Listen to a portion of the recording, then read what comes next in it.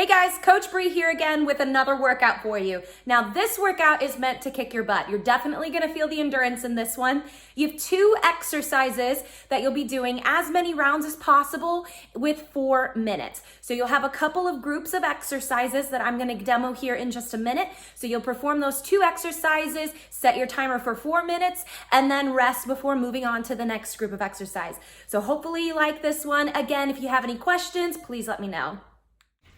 All right, getting into the workout. First exercise we're doing are super planks. You'll have 10 total, which is 5 on each side.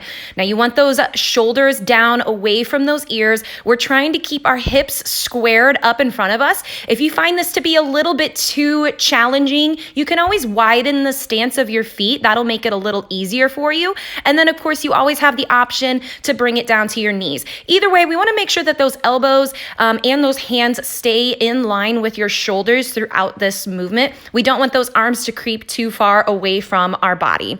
Now, the second exercise in this 4-minute AMRAP are jump squats. You'll have 15 of these. We want to make sure that we sit nice back in those heels for the squat portion or that lowering part. And then when we drive up, we can drive up through our toes. Use those arms for momentum, have fun, get a little bit of height, your option, of course, if you need it, always drop it down to that regular body weight squat. And if you want to, you can always add a calf raise in there too to get you a little bit stronger to eventually move up to doing jump squats. 4 minutes with these. All right, moving on to your next 4-minute AMRAP, we have 10 plank shoulder taps, 10 total, 5 on each side. Want to keep those shoulders, again, away from those ears. You're tapping your shoulders side to side, hips, shoulders, everything stays squared to the ground in front of you. Widen that stance if you need to, or of course, drop it down to your knees. Then we're moving on to 10 pop jacks. Now this one's kind of like a wannabe burpee. You hop it out into that plank position. You want to try to land in your heels as you hop your feet back up. Sit back in those heels, looking forward, chest proud. So you'll have 10 of these. Of course, your option for this is to always just walk your feet out nice and carefully. Again, trying to walk them back in, landing in those heels, sit back into that squat with that chest facing forward. 10 of these, like I said.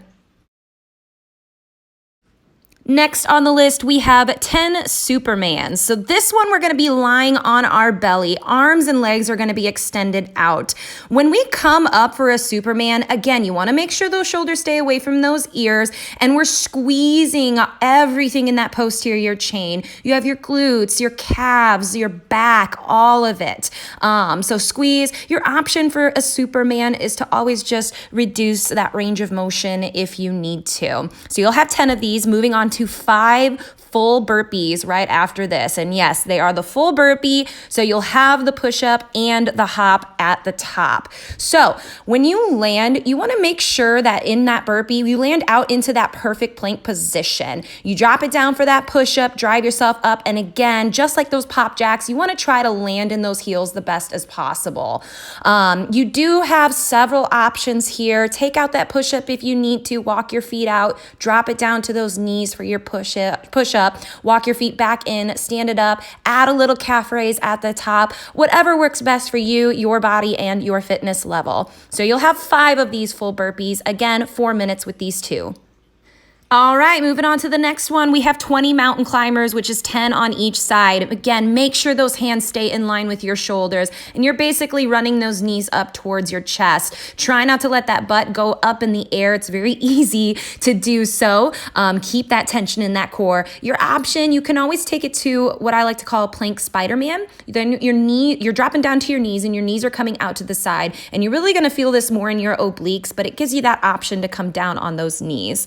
Your next exercise is 20 ankle taps. This one's going to, again, be 10 on each side. So you're lying flat, you're driving that belly button, as you can see, right into that ground. So no space between that lower back and the ground.